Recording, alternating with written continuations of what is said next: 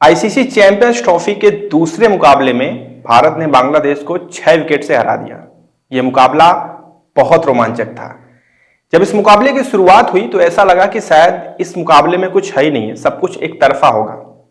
लेकिन गुरु, cricket cricket होता है और इसमें बाजी कब पलट जाए, गेम कैसे चेंज हो जाए, कोई नहीं जानता। आइए जरा एनालिसिस करते हैं इंडिया वर्सेस बांग्लादेश की ये दूसरे मुकाबले में, जो कि आईसीसी चैंपियंस ट्रॉफी का हुआ दुबई में। जब गेम की शुरुआत हुई तो टॉस तो खैर बांग्लादेश ने जीता और उन्होंने पहले बैटिंग करने का फैसला किया। उनके दिमाग में भी था कि हम लास्ट में बॉलिंग करेंगे, हमारा बॉलिंग अटैक तगड़ा है तो हम इंडिया को चेस नहीं करने देंगे। उनका ऐसा ही कुछ प्लानिंग था। फिर सिलसिला आगे बढ़ता है और जो शुरुआत होती है ना बांग्लादेश की, वो तो वही बात हो गई कि मुंह के बल गिरना, क्योंकि 35 रन पे 5 विकेट धड़ाधड़ गिरते हैं। जादू चलता है मोहम्मद सामी का, राणा का और अक्षर पटेल का। जब 35 रन पे 5 विकेट गिरे, मैं ऐसे देख रहा था, मैंने कहा यार 150 तो बहुत मुश्किल है, टीम पहुंच नहीं पाएगी बांग्लादेश की। मतलब एक तरफा मैच हो गया, फिर हमारी टीम तो यो ऐसे बना लेगी, कोई दिक्कत की बात नहीं है। लेकिन इसके बाद फिर असली मैच तो 5वें विकेट के बाद शुरू होता है। वो 35 रन तो खाली एक तो कह सकते हैं ना कि एक तो बोनस था बांग्लादेश के लिए, वो लास्ट में उनके टोटल स्कोर में ऐड हो गया। लेकिन असली गेम तो 35 रन के बाद शुरू हुआ, 5 विकेट के बाद शुरू हुआ। अब 2 खिलाड़ी मौजूद हैं क्रीज पे।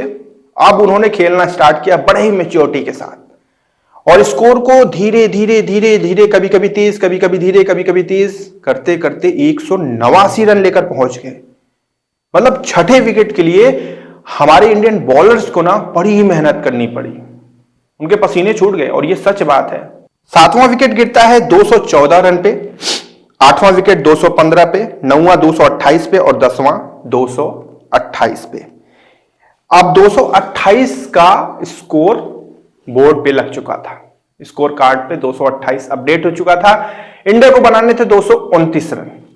अब शुरुआत होती है और हमारे हिटमैन, हमारे कप्तान रोहित जी शुरुआत करते हैं अपनी हिटिंग स्टाइल में। सामने Shubman Gill, ICC ODI ranking number 1 player, और सामने बॉलिंग अटैक बांग्लादेश का तगड़ा वाला। गेम स्टार्ट होता है और रोहित भैया हमारे जो है छक्के चौके और हिट करने के चक्कर में कैच आउट हो जाते हैं। फिर आते हैं कोहली जी, जिनसे हमें बहुत उम्मीद है, एक महान प्लेयर। वो भी अच्छा खेलते हैं लेकिन वो भी कैच आउट हो जाते हैं। फिर आते हैं श्रेयस अय्यर, उनसे भी उम्मीदें थी, वो भी थोड़ा बहुत अपना योगदान देते हैं और वो भी कैच आउट हो जाते हैं। अब भैया आते हैं चौथे नंबर पे अक्षर पटेल, मतलब उसे चौथा नहीं, 6वां नंबर ही बोलेंगे। 3 विकेट गिर चुके थे, 5वें नंबर पे आते हैं अक्षर पटेल। अक्षर पटेल को एक्चुअली एक्सपेरिमेंट के तौर पे वहां पे भेजा गया था और अक्षर पटेल आने के बाद ये भी अपना हिट करना स्टार्ट कर देते हैं। अभी रन काफी चेस करने बाकी थे लेकिन ये भी अपना हिटिंग में स्टार्ट हो जाते हैं और ये भी कैच आउट होते हैं। मतलब ये थोड़ा सा मुझे लगता है सोचने वाली बात थी कि 4 विकेट इंडिया के गिरे और चारों कैच, कोई स्टंपिंग नहीं, कोई रन आउट नहीं, कोई दूसरा तरीका नहीं आउट होने का, सीधे कैच आउट हो रहे थे। जब 4 विकेट गिरे इंडिया के ना, तो ऐसा लगा कि ओ भाई साहब, अब तो लग रहा है कि गड़बड़ी होगी, क्योंकि बांग्लादेश उलटफेर करने में माहिर है। लेकिन इसके बाद केएल राहुल और सामने शुभमन गिल की जो जोड़ी थी, इसने बड़ी ही मैच्योरिटी के साथ गेम को आगे बढ़ाया और जैसे शुभमन गिल शुरुआत करी थी, अंत तक वो क्रीज पे खड़े रहे। उन्होंने अपना आईसीसी टूर्नामेंट का पहला शतक भी पूरा किया। याद रखिएगा, आईसीसी टूर्नामेंट में कह रहा हूं, वैसे तो उनके और भी कई सारे शतक हैं। अब इसके बाद इंडिया पहुंचती है अपने जीत के करीब और हम जीत का स्वाद तो चख लेते हैं।